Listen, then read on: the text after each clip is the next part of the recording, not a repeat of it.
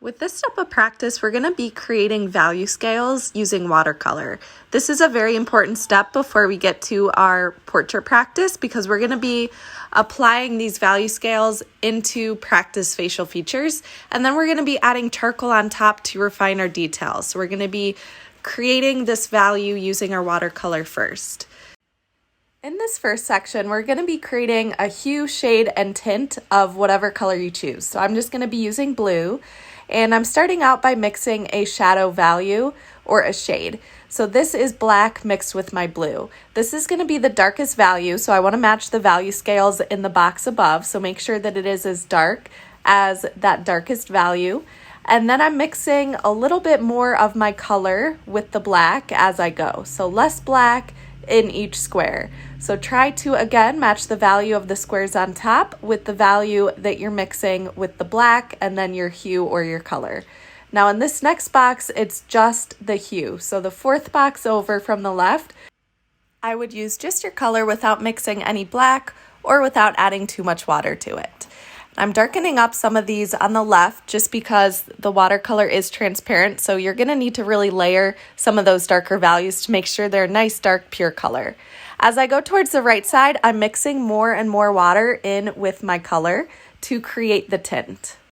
Since the watercolor is transparent, the white of the paper is what's going to be creating our lighter values, making the tint. So I'm mixing more and more water so that more of that paper is showing through. So as you go towards the right side, just continue to add more and more water in order to lighten the watercolor. Next, we're going to be creating a gradient going from light to dark.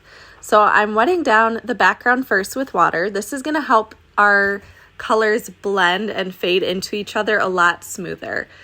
So I'm starting with a light blue on the right side.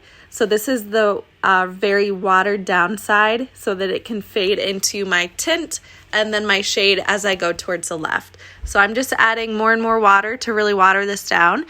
This is printer paper that we're working on right now, so it is not going to absorb the water as well as watercolor paper will. So we're going to get a lot more wrinkles, and there will be potential tears in the paper as well since we're adding so much water. But you shouldn't run into that issue when we do get to the watercolor paper. It will blend a lot more smoothly. So now as I'm going towards the middle, I'm starting to add just a touch of black to blend with my tint. So the tint in the middle is just the regular blue without too much water added.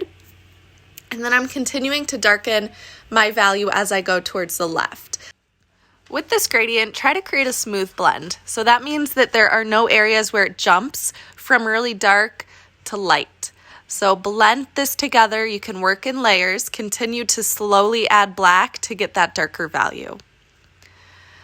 Next up, I'm going to move to this bottom section and skip the charcoal section for now because this part will need to dry before we move on and add a layer of charcoal to it. So right now I'm just doing the same sort of thing. I'm creating a gradient, and this is going from dark to light. So same thing, I'm blending my values together. I'm adding more and more black to the left side to darken that value. And then I'm blending that out into my hue, which is that medium tone, and I'm layering in a little bit more yellow here just to mix and dull out that black so it's not as dark. And then I'm going to let this area dry. Now I'm jumping up with charcoal and I'm trying to match these values with my charcoal. As I'm shading with the charcoal, I'm using small circles to create my value versus shading back and forth, as this will blend a lot smoother. The purpose of practicing this right now is so that we can then later apply it to your portraits to bring back some detail of the facial features and face that will be lost in the process of painting it. So definitely practice blending and creating these values with charcoal, as you will then potentially be adding charcoal onto your final portrait. This will give you another option that you may or may not use on your final project. Now you'll notice that I made sure to match the values of the box above it as I was shading those in. Next, when this gradient on the bottom dries, we're going to go in and add these values going across as a gradient as well. So blend these values together just to slowly darken that darkest value and to give a little bit of texture and value to the rest of that gradient underneath.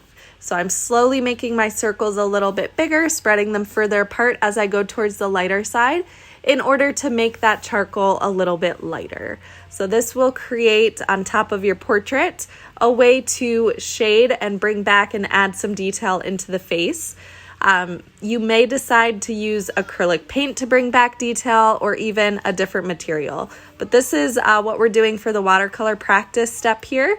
So just go through each of those steps, fill in your gradients, and practice creating shades and tints of whatever hue you choose.